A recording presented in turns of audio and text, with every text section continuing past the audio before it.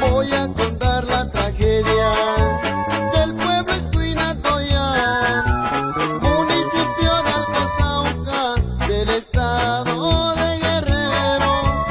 Eran dos primos hermanos, uno era Manuel Rosales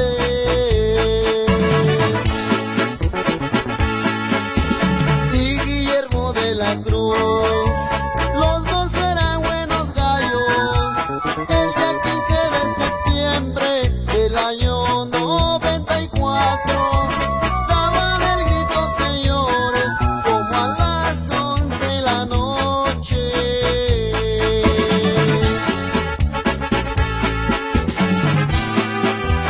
La banda iba tocando por la calle principal, los niños iban marchando cuando sonaron los tiros.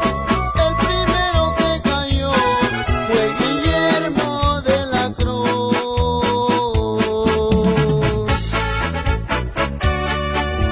Impacto musical de Zaguapa, Guerrero.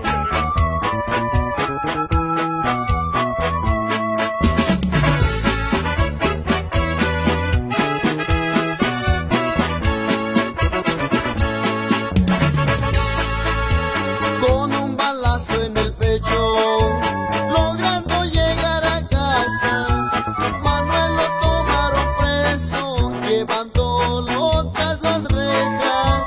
Pero a la medianoche le aplicaron la ley fuga.